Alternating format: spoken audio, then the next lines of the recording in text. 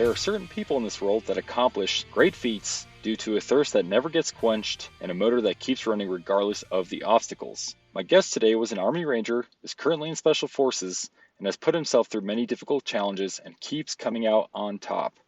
He understands how to complete difficult missions and recognizes that the race in life is only against himself. Today we talk about a few of his accomplishments, how to prepare for something difficult, recovering from failure, and tips for succeeding. Enjoy the show. What's up, buddy? Yo, how's it going, Sebastian? Thanks for having me on. It's an honor to be here. Yeah, thanks for being here. Going to talk about mental toughness. This is going to be a good episode. I'm very excited about it. Thank you, man. I'm excited to try to show up Mel, man. Mel did a fantastic job, and so, yep, I hope you could do something similar. Absolutely. All right, so you've accomplished a lot in your military career so far. You've been on for just about 11 years now, right? I think the anniversary just came up. Mm-hmm. Yep. You've been to Airborne school, been to Ranger Battalion, Special Forces. You've been on a handful of deployments. You got your Ranger tab, your scuba bubble. You competed in the Best Ranger, and you finished, which is a very big deal. You went through more schools and tons more competitions, some military and some not.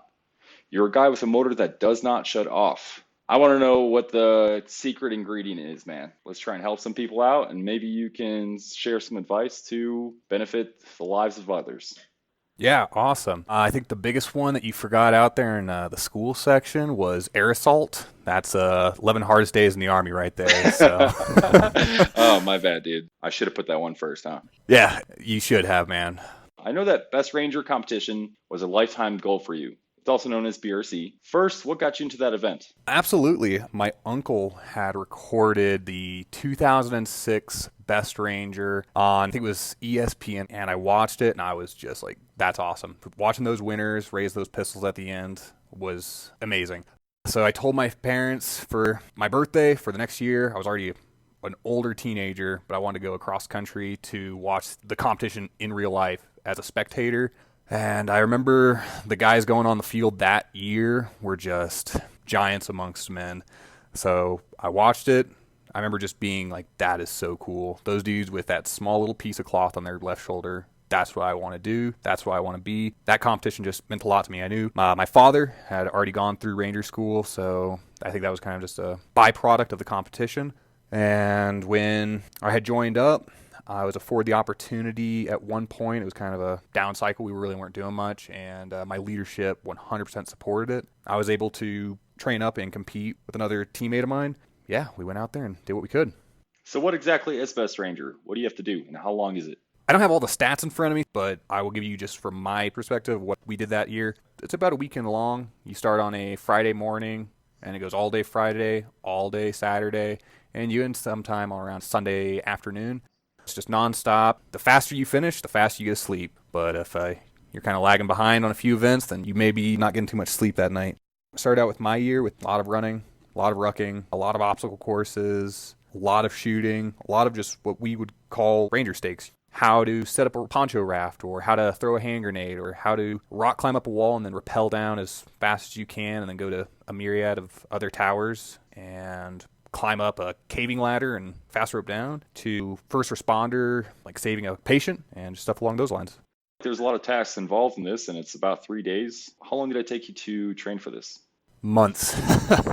My partner and I would wake up early in the morning around like 5 or 6, depending on what type of workout was scheduled for the day and whatever tasks we were going to do. After our workout in the morning, we would then go to some form of group of guys that really knew specific stuff, and they would just help us out. So medical guys would help us along with the medical stuff, and commo guys would help us out with the communication stuff or the radios that we were probably going to be messing around with during that competition. And we would just immerse ourselves into that competition. The group of people that you went with, as you were telling me before, they are extremely fit. And you were humbled in a couple events where you're like, wow, these dudes are animals. The fact that you finished is a big deal because of the time cutoffs. So how did it feel finishing, knowing that you're amongst these elite athletes? It was extremely humbling, to say the least, competing with those guys. And like I said, when I went to go watch them, the guys that I watched on those fields were just giants amongst men. And then when I went to go compete, I did not feel that I deserved to be with those guys. And then when I saw myself and my partner at the very end of that competition, it was, humbling to say that I was able to finish and compete with those guys. Multiple winners who had already competed a bunch of competitions prior. And then here's my partner and I just coming on in and hoping for the best. And we were able to have a good year that year. But do I wish I would have done better? Absolutely. Hindsight's always 20/20. But it was good. Those are some amazing guys. And I was even able to compete with one of the guys who I had actually seen the year I went to go watch. And it was incredible to actually go up and talk to him and say, hey, man, it was actually because of you I'm actually here right now. And I even reached out on a social media page to another winner and let him know that, hey, I remember watching you on ESPN. You're kind of the reason that I'm where I'm at now. So everything got to go full circle. He reached back out to me and thanked me for letting him know that stuff. That's really cool, man. Meeting the guys that you looked up to, and then you're competing with one of them. Yeah, so it was a little intimidating to say the least. Trying to throw some dirt in his face just to get ahead of him. Yeah, or just, scramble his gun around on the night weapons assembly. There you go. Is BRC the reason why you wanted to become an Army Ranger? So I would definitely say there was a few reasons why Army Ranger. I knew before joining when I was a young kid, when I would join the military, I wanted to do something elite, whether it be the naval form of special operations, Air Force form of special operations, but something made me want to go special ops. I talked to all the recruiters. They all kind of led their own speeches, but then when I came to the Army, they had told me about Rangers, which, like I said, my dad, he was in Ranger Battalion back in the 80s, earned his tab there, and then got out, went another route in the military for other things. And my brother had then joined, so I knew kind of Rangers were probably going to be where I was going to start. It was a phenomenal place to start, to say the least. But I would like to say, when I was looking at all those recruiters, I was trying to find the best fit for myself, not what my family had done or was doing. And when I originally joined, the recruiter's like, yeah, I can get you this option 40, which is at the time a Ranger contract with all this money as a young kid could ever want. I was like, okay, this is perfect. This is what I want to do. But then for all the listeners who are probably going to go to military entering processing station, there's other recruiters there that actually do all the paperwork. And when I went there, the recruiter there had said, oh, I can't give you that. So I remember the exact reasons, and I was like, okay, then I'm not joining. And I just remember he was like, okay, then have a seat in the lobby and your recruiter will be here shortly. I was like, all right, sounds good. And I already finished the ASVAB to get in, so you have to take a written test to see where your aptitude was at. And I already took the physical and all that. And I was waiting out in the lobby, and the recruiter came, looked back out of his office and had a phone in his hand and was like, hey, when can you leave? I said, right now. He was like, can you leave in 2 weeks? I was like, depends. 11 Bravo, option 40, and all the money an 18-year-old kid could have. And he was like, I can give you 11X. So it's just a generic one of those two with option 40 Ranger, like a $10,000 bonus, something like that. I was like, all right, cool, I'll do that. Went back in. I was like, show me where it says everything. And I was 18, so I was super young and cocky. And he was like, all right, this is where it says 11X, option 40 with this much money. I was like, okay, sounds good. And he's like, and you leave in 11 days or 13 days or something. It was like just shy of 2 weeks. I was sweet, signed. The rest was history. But the reason I say that is for the next generation of guys who's coming in. If you don't feel comfortable with what you want, don't do it. But obviously it worked out well for me. Yeah, for sure, man. I think that recruiters don't do it intentionally. I know they play a game and they understand how, because a lot of guys go in there, girls that are 17, 18, they don't really know what to expect. And they don't read through every single word that they give because there's tons of paperwork that's thrown at you. But I know it's not intentional. The guys are not just trying to screw people over. However, do be careful and know what you're getting into, right? Just like you did, just say no until you get what you want, because don't join somewhere and then regret it. And then the next 4 or 6 years suck. What's the point of that? Absolutely. Yeah, I couldn't agree more. All right. So with your long list of accomplishments, there must have been some failures that have come and gone. What have you gone through and how'd you recover from that? Yeah. I've encountered many failures. I did not get my tab my first time I went to Ranger School. Young love, that's a big one. And not finishing college, you name it. Failures, they happen to everyone. We've all had them, whether or not they were you failed a school or failed an exam or just, hey, you're not being as successful as you would want in life as of right now. It's always going to be prevalent in this world. Ways to recover is a good support chain, whether it's friends, family, someone who's just able to pick you back up and keep moving forward. For myself, it was a lot of everything, to include knowing, hey, I can either stay down or I can just keep moving forward because life is still going on. That clock is still ticking. You only have one life and it's really short, so might as well make it count, right? Absolutely. And in some cases, it's too short, and for some people, it's too long. Yeah, definitely. So you said a good support system and then having some established goals would be a good way to recover so that you're not focusing on your failure or whatever happened and you're looking towards the future. Yeah, absolutely. What I would see as a long-term strategy, if you don't have long-term goals, then your short, what I would call like tactical failures, are going to compile over time. You know, we're all going to have tactical failures. We're all going to have tactical wins, but having a strategical goal that you're always striving for and always pushing for, I think that is key. So always in the back of your mind, know what are you looking for. So you can have these failures along the way, but then making sure that in the future, though, I need to accomplish these tasks to accomplish that end state. It's a good strategy to live by and it can get you through anything. Your first run through Ranger School didn't go so hot, and then you went over to the big army, correct? Yeah. So from the big army, at what point did you realize that this wasn't satisfying? And then why did you choose to attend SFAS? I got to the organization that I was currently with when I went from Ranger Battalion to the big army. Nothing against that organization. It was just, I knew it wasn't for me. I couldn't really describe it. It was just something that it didn't mesh for myself. You know, jokingly around, I can say that the best leaders in the military are the best retention officers, and yet the worst leaders in the military are the best recruiting officers. That's hilarious. I was there for maybe 2 months in that organization, and I was like, this is not for me. We came back from a field training exercise in another state, so we flew back. And as soon as a plane touched down, I got in my truck, went to Special Forces recruiting office on our base, and I drove straight there. I didn't know anything about Special Forces. Nothing. Not a single thing. I watched the movie Green Berets with John Wayne, and I think I saw the movie Rambo, and I was like, anything is better than here. I walked in, and he told me everything about what the organization does in Special Forces, and I was like, yeah, this is something I would like to try out for. I didn't really know exactly what they did. I want to preface that part. I asked him like when the next selection date was, and he's like a mid-year date. I was like, all right, cool. Can I start pursuing that route? He then told me absolutely, put me in. As soon as I walked out, no sooner I walked right back in. It was like, when is your next school date? And he was like, 2 or 3 weeks. I was like, put me in. And he was like, I can't, like, you don't understand, man. Like, I can't do that. And you know it too, man. Like, the school's NCOIC, like, he can't just put you in for that, like, stuff that fast. And I was like, what do I need to do to go to that class? And he's like, you'd have to do a physical, an APFT, a few other exams I don't remember. I was like, I can do those by tomorrow. And he was like, I don't think you can. I begged him pretty much, and I think at that point he kind of saw that I was like desperate. I don't know. And he was like, all right, you know what, you want to do this? Come here tomorrow morning, and we'll do the PT test, and you can let me see if you can do a physical in 24 hours pretty much. Came back the next morning.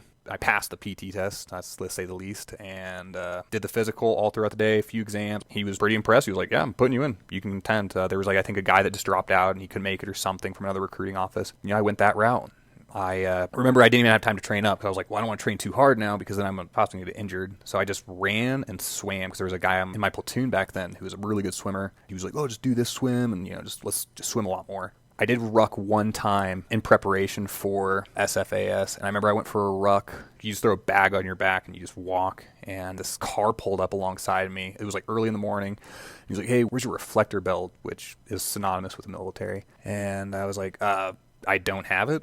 And he was just so baffled at the fact I didn't have this. And I remember in my mind, I was like, this is motivation right here of why I cannot work in this environment right now. Like, I just can't do this. Granted, the guy was probably looking out for my safety, but it's not for everyone, so I just couldn't do it. And I went to SFAS. I would absolutely say changed my perspective on the world. And it was what I wanted to do. No questions asked. And the guys that lead selection there, they were amazing ambassadors for that organization, and I knew that was where I belonged. That's awesome. I mean, you've been there for quite some time now. Mm-hmm. So Special Forces, also known as SF, after your time of being there and experiencing deployments and training cycles, describe some positives and negatives that come with having your Green Beret. Yeah, there's definitely a lot of pros and cons. I would say the pros far outweigh the cons. The pros are the amount of time that I'm able to spend with my wife and my family here. The liberties that they give you just as much rope to hang yourself. A lot of maturity that they bestow upon you. I have been given a lot of immense responsibilities at a young rank to where I currently am right now. That I never thought would have been possible with, my job title or description, and yet they are just like, nope, we'll give you as much responsibilities you can handle, probably, and then more. But if you mess this up along the way, you'll be the one paying for it ultimately. I enjoy that a lot. The negatives, grass is always greener on the other side. I think there are negatives, but none that I have right at this moment. I love where I work.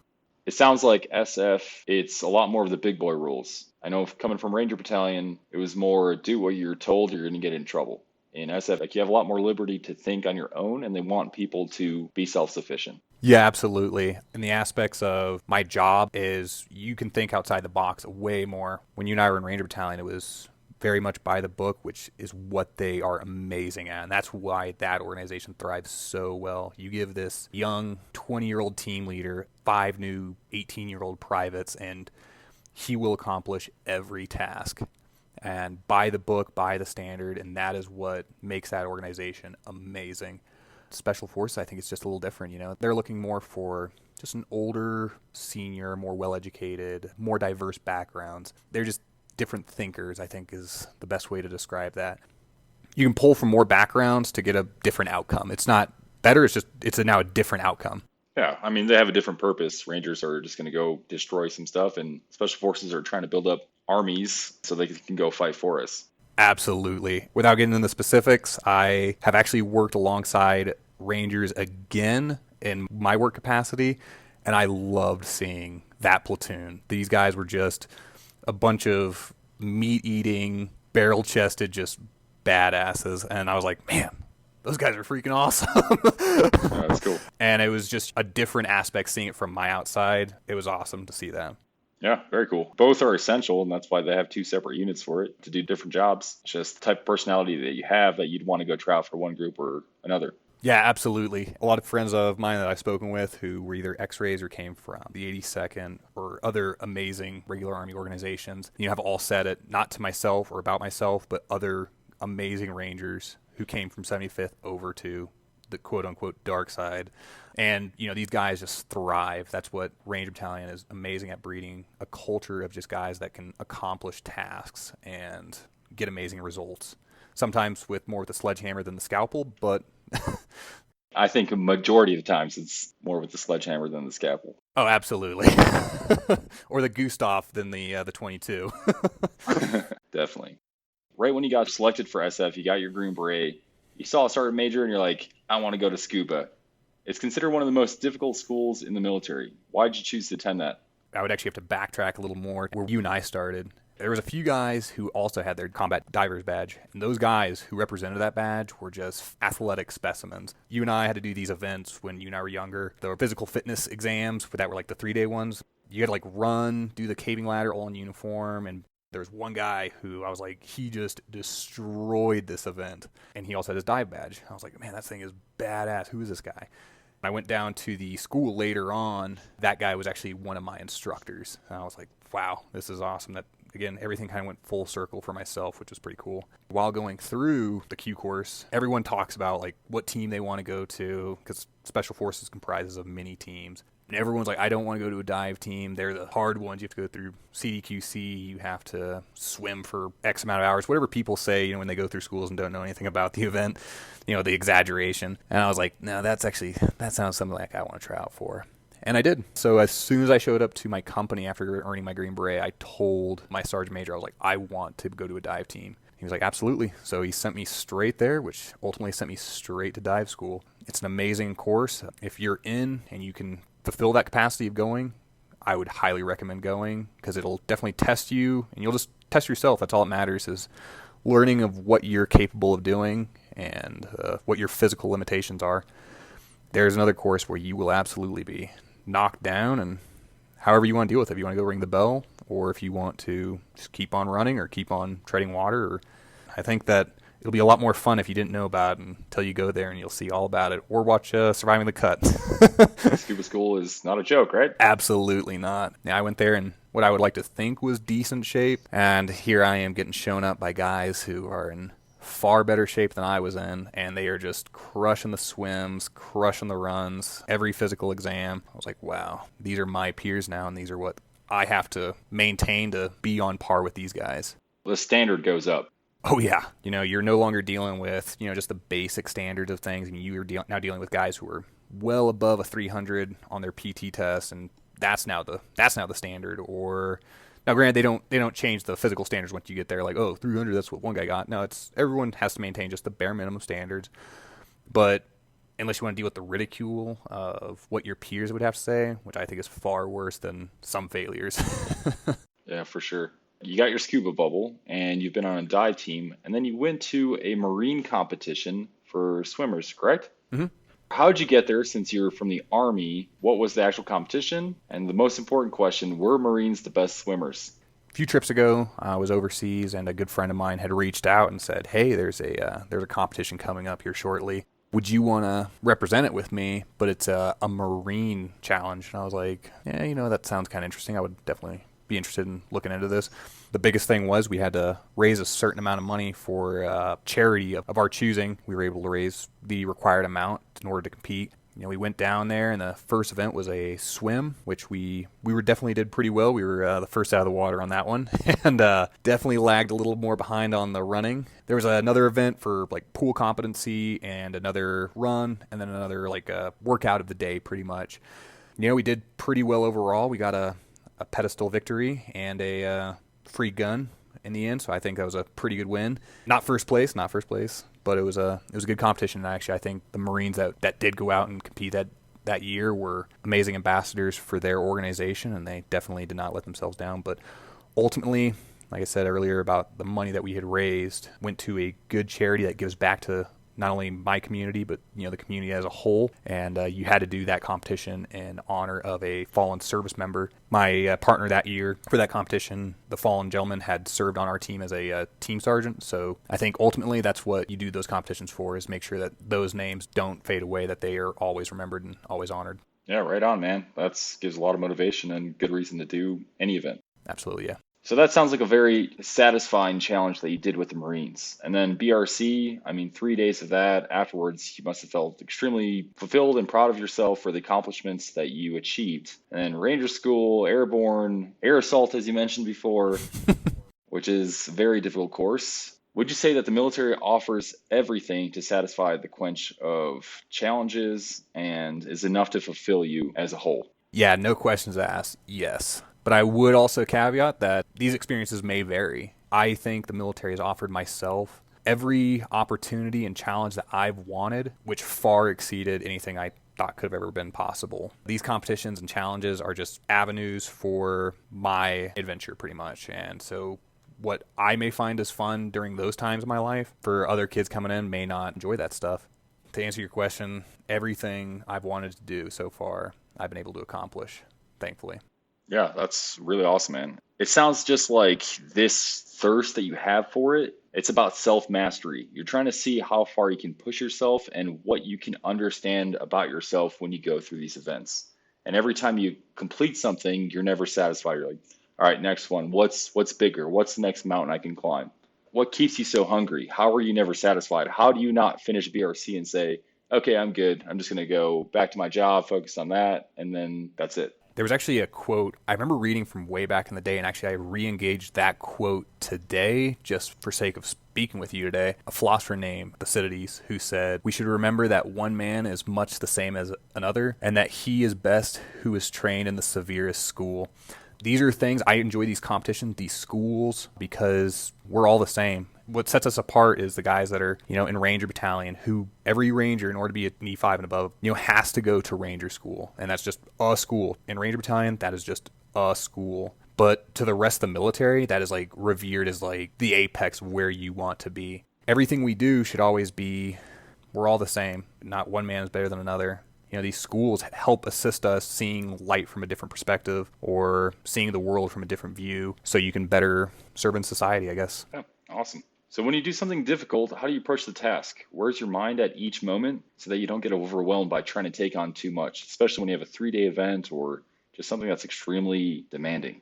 I'll speak then just about Best Ranger only because I kind of take a lot of the approaches that I did for Best Ranger, and I try to use a lot of those things the same way. Before Best Ranger, like I said, I prepared and trained for that event months prior to. So Left of Bang was just training after training after training after training. And it was just fine tuning those little small things. I just completely immersed myself into that competition for that moment. I was very fortunate that my partner had shared a lot of similarities when it came to our training on that. Then once the actual competition came down to it, is we stuck with the strategy. We didn't waver left or right, which I wish I would have changed a few things, but hey, that's hindsight being 2020, as I said. But knowing what I know now, I wish I could have changed a few things, but we stuck with the strategy. Hey, let's not waver a few things. A lot of things I do now, I write things down so I can have a strategy for my end state. Like, hey, I want to do this. I'm going to write this down so I don't falter. Know the plan. So when you're becoming overwhelmed almost at points of, let's say, BRC on the initial run, your heart rate is going probably 130, 140 BPM. You're so in the moment, but you have to like talk yourself down like, hey, I need to have a little more tactical patience in order to gain a strategical win, if that makes sense. And I think that goes for a lot of things. Like right now I'm working on college, and yeah, there's a lot of things oh man, I just want to do this. And then I have to remind myself, hey, take a step back. The paper only requires X number of things. Just get the keynotes and focus on the end state and the strategical win, not the tactical. Like if you just get so tunnel visioned in on this tactical mindset. Sounds like you want to start with the end first. You have to know where the objective, where you're trying to get, and what it's going to take to get there, and then come up with a plan that matches that goal and then stick to it. Absolutely. Yeah, you hit it right on the head with that one. Yeah. Always come up with your end state and then plan left to bang from there. And you can apply that from BRC all the way to how you're going to raise your kids. Just this is where I want to get, and this is what we need to do to get there. Absolutely, yes. Since you've been pushing yourself as hard as you can since around 18, right, when you joined the military, over time the injuries catch up and you begin to slow down a bit. First, like mentally, how have you prepared for that, or what stages have you gone through to accept that change? And then how do you deal with it? And then what tips can you give for other people that are going to go through this change as well? Because you're not always going to be able to run a 5 mile in 30 minutes. You're going to start to slow down over time. No, you're absolutely right. I would say for the next group of men and women that are coming in to this profession, you are going to break down over time. Be smart about what you do with that tactical patience, like I mentioned. Come up with a plan and stick with that plan. Plenty of good workout programs or people to gyms that have like all these, how to get fit for Ranger School or whatever. I think that would be great. Monitoring your diet. That's another huge one now that I'm now starting to see. You can't just eat that box of pizza and drink beer and then wake up the next morning and go run forever. I now have to all right, I have to make sure I'm eating the right avocados and all the proper amount of eggs. And then on top of that, if you're starting to see the downfalls of, age and whatnot, or injuries that are starting to be more and more prevalent, whether it's through work or play or sports, seek the treatment necessary. Don't try to play the card of, oh no, I'm just going to not be a sick call ranger. And I'm not saying be a sick call ranger. I'm just saying that if you are hurt genuinely, no one's going to look out for you like you. You may have to go to sick call and get that proper treatment by a trained professional, not whatever the barracks doctor said that day. It was like, oh, just suck it up and take ibuprofen. That works when you're 18 for X amount of years, and then it will all catch up to you one day. And make sure you get everything annotated. As I've learned, if you don't have it written down and some doctor signed the piece of paper, you're going to have trouble at the VA trying to seek help when you genuinely need it. You absolutely are correct. Do not forget that annotation, because I am still active duty, and making sure that I'm seeing the proper physicians that are actually amazing doctors that the military is providing you, making sure that they're putting stuff down and saying the stuff, because I'm my own best advocate of making sure my body looks out for myself, because the guys to your left and right, they're looking out for your best interests, but they're also mission focused as well. Unbeknownst to them, may not be knowing what's best for you or feeling the same pains you're feeling when you're just trying to suck it up and finish out at school or finish out deployments. But ultimately, when you get back or while abroad or in a school, make sure you're getting the proper treatment so you're in the best fighting shape that you can be in to serve this nation. Definitely. As far as mental preparation, so that people that come after you, next generation, what can they do once they realize, okay, I'm 25 now, I'm 30 now, 35, and my body's starting to slow down, but I still want to do these really exciting jobs, something that I really love, jumping out of airplanes. How do you prepare yourself for that slowdown? Like mentally is what I'm trying to say. A good, strong support system, like I had mentioned earlier, it works both ways of someone who can preemptively help you out, as well as when you fall down and stumble, they can also lift you back up. And whether it's the same person or the people change, or you have people for specific things, like I would talk to my dad for advice on Ranger School, or I'm going to talk to my best friend when I, have my first heart broken or whatever. For myself now and for the people that are coming in, find that support system. I'm just fortunate enough to have an amazing wife now that can help support me in all these times right now and mentally prepare me for schools or mentally reset me when I come back. That's just my wife and my dog, obviously. These are the things that I always need in my life. And good friends, I cannot ever negate that part out. I've had amazing support systems of friends, which yourself is one of them. You have helped me out along the way, whether or not it's wittingly or unwittingly, beknownst to you that, you did help me out a lot of times. And now it's just my wife who's helping me out more. So just always have that person. If you're going to join the military, have a pen pal or something, like a friend back home who you are just going to constantly be writing back and forth, like, hey man, I'm having a bad day today. I just want to put this on paper and send it off to you just so I can at least get those words and thoughts out. When I was going through some training, I had a lot of good friends, when we were going through just BS stuff and schools and what have you. And I had one good friend at the time who I still keep in touch with, and he was just like, well, we're on this sinking ship together pretty much, so might as well just keep at it. Yeah, man, that support system's huge. As you've mentioned, you are married to a lovely lady who's an amazing support system for you. Being married, how has your drive changed on trying to accomplish difficult challenges? Are you trying to go do the most extreme thing you can now, or has it toned down because your priorities have changed? I think, my perspectives absolutely have changed. I think with life, everything, changes for better or for worse. I would like to think that everything I do while in or whatever new adventures I have in my future are for my wife and my family, because ultimately in the end, if it's not for her and my family, then what am I actually doing in the military? What is my ultimate end state? Like I was saying earlier, like what's the ultimate grand strategy victory if it's not for these small little like tactical wins with her or making sure that she's happy? But she also sees I make her happier when I'm happy being able to do these competitions, these difficult schools, or anything else along the way. So it's kind of a mutual back and forth of her allowing me to do competitions, schools, challenges to best make her happy in the end and, make sure that she's getting all the attention that she needs as well. You guys are a really good team, man. It's cool to see that. Thank you. Outside of the military, you also like to do competitions for yourself, adventure races, triathlons, things like that. A couple days ago, you did an event in Wyoming called the Picnic, and you didn't really prepare for it too much because you have a lot of responsibilities. You're married, you're going to college, you are currently active in the military. There's just a lot going on. How was the event first? And since you didn't really prepare for it physically, like what was your mindset going through it? Whatever that unofficial event is called, that people call the Picnic in Wyoming. Look it up on the internet. It's a pretty cool little event. I heard about it about a year ago, and it's a bike from a town to a swim in this massive lake and surrounded by mountains, and then you hike up this mountain, touch the top, and do everything in reverse order. And it's a little over 64 miles, and it was amazing. You and I did it together. We started super early in the morning. I personally bit off a little more than I could chew, thinking that this was going to be some sort of walk in the park. I mean, it is called a picnic, so. Well, I thought it was going to be a picnic. So let's start from the beginning. So I've had a lot of responsibilities recently bestowed upon me, and just trying to knock out as much as I can on my personal life, my work life, and then still satisfy the needs of, hey, enjoying time with my friends and having good times, regardless of, how much adverse effects work or family or school is bringing me. You and I kicked off early in the morning.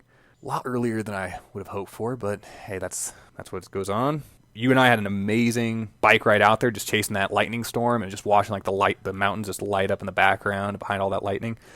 Starting that swim super dark in the morning, I was like, man, this really sucks. And just enjoying time with my friends. You, who was there with me, the hike definitely got to me, man. So I had not a lot of time to train up for this. I've had a few recent muscular skeletal injuries to my body for various reasons. They just all caught up to me during that competition. I'm not trying to pawn too much of injuries of what I was doing. I think ultimately just being there with friends and just enjoying that time and, dude, that view at the very end. And I think that just was the capstone of everything, of just seeing like, wow, that was well worth the adversity just to get to the top. And see everything, knowing that it was all coming back to do everything all over again, going all downhill, the swim, the biking was definitely a lot more difficult than I thought. I thought it was going to be a little more downhill. But without much training, man, I think keeping in mind that having a good time with friends was my end state, and that's what I enjoyed. And I had an amazing time doing that with you.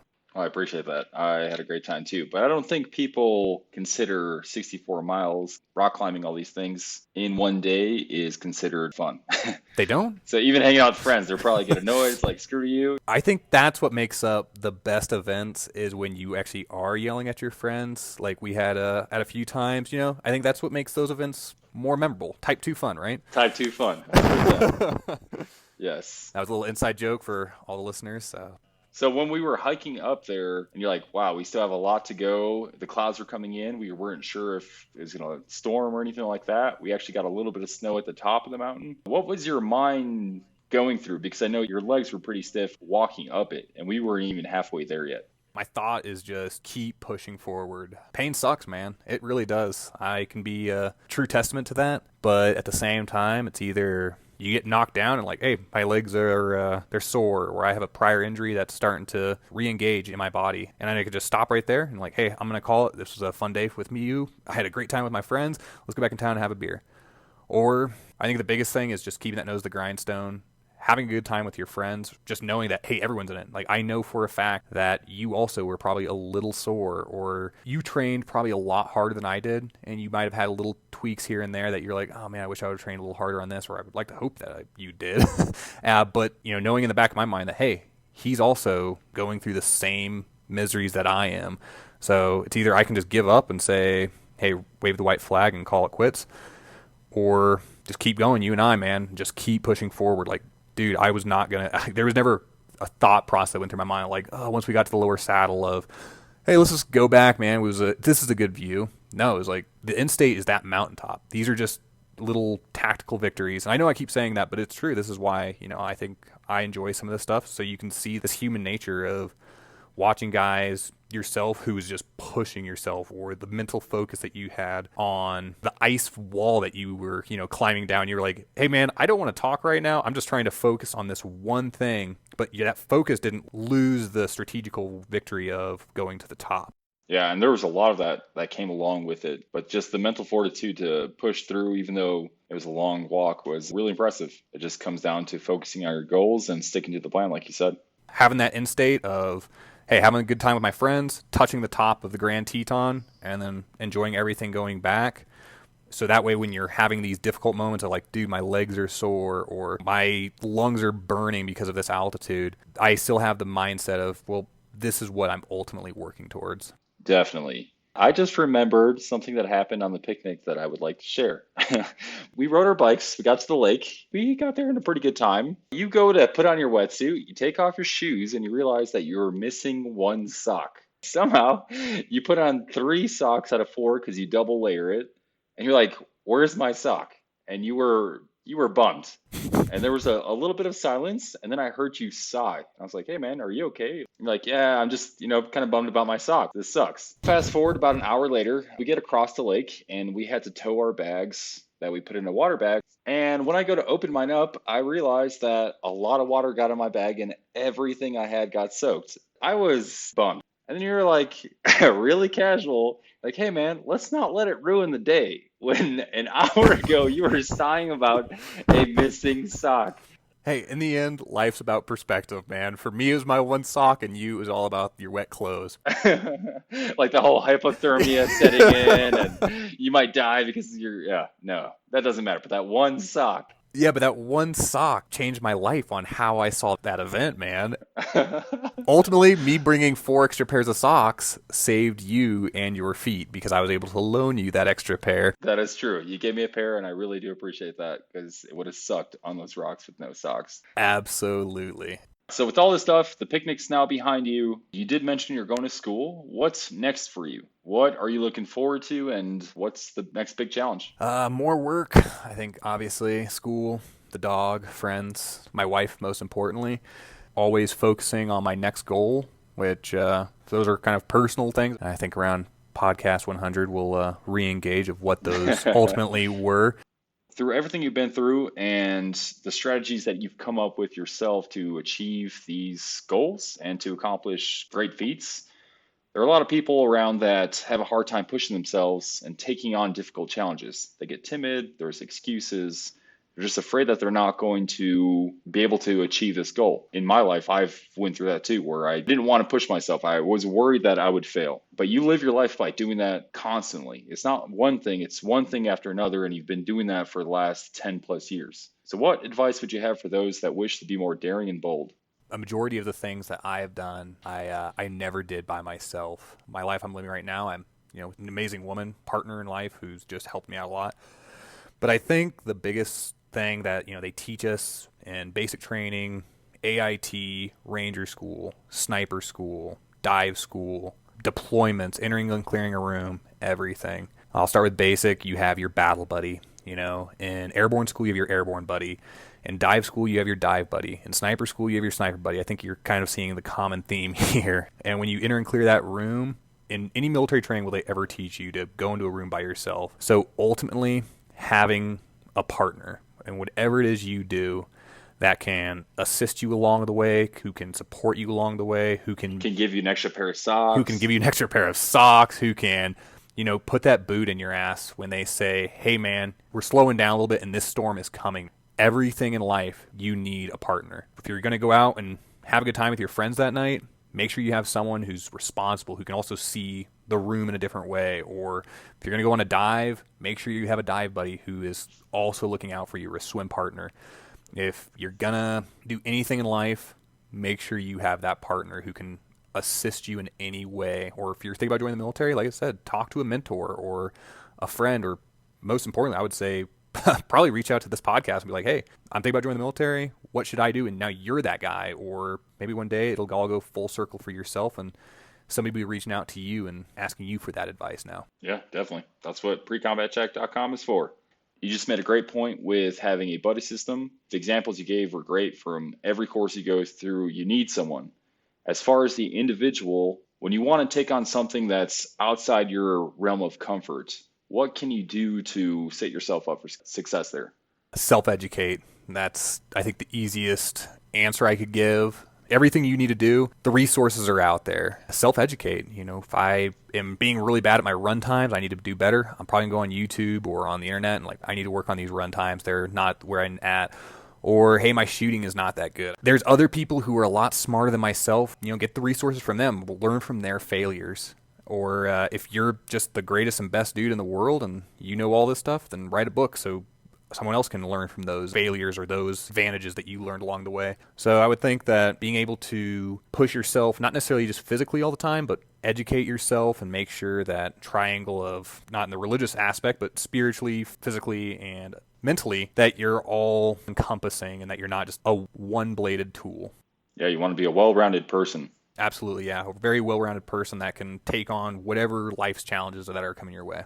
And that was a very good point you made with education. Knowledge is power. The more you know, the better you can approach something. And I know you can accomplish a lot more things in life just by simply knowing what's available out there and then reaching out to people. And with the internet and YouTube and so many resources that are free, you don't really have an excuse not to be the best that you can be. You just got to get out there, be motivated, and know what you want to get to. And you can definitely accomplish it. Doesn't matter who you are or where you're from. Yeah, that's exactly it. Yeah, right on, man. Is there any other advice you want to tell people thinking of joining the military, or? Reach out to people. I'm not saying this because it's your podcast. I'm saying this to anything. Like, hey, if you're thinking about joining the military or special operations, or you just want to be a cook in the military, reach out to maybe a cook in the military, or, reach out to this podcast. Again, I want to preface saying that I'm not being paid for by this podcast. Reach out to these people. That's what this stuff is for. And I know all these people always are willing to talk and would want to display themselves as the best recruiter that they can or the best ambassador of their organization. If you reach out to someone like, hey, I really like all the work that you're doing, think about joining the military, and they tell you just like, hey, don't talk to me, kid, then I think we lost as a society of what we're actually working for. If anyone's listening to this and they're trying to get the knowledge of what exactly they want, get the knowledge from someone who's actually doing it firsthand of, hey, man, I'm doing this on a day-to-day basis. This is what my job is like. You as that soldier, sailor, airman, or Marine, or Coast Guardsman, they can be the best ambassador for their organization, and be a good steward of their profession. That's great advice, man. That just about wraps it up. I really appreciate you being here and dispensing this knowledge. I hope that college goes well for you. You got to finish it, crush it, and let me know when the next event is. Yeah, thanks, absolutely. And I would love to do another competition with you, man. Definitely not the picnic. The wife said that's never to happen again. Never ever. Ever, ever, ever. Cool, man. Well, thanks for being here. Take it easy. Thank you very much. And that wraps up another episode of the Pre-Combat Check podcast. Go to the website precombatcheck.com for more information. Check out my book on Amazon called The Call of the Warrior, A Veteran's Guide to Life and Joining the Military. Please subscribe, hit 5 stars, and leave an awesome comment to show support. Stay tuned to hear from more veterans and current military members. Thanks for listening.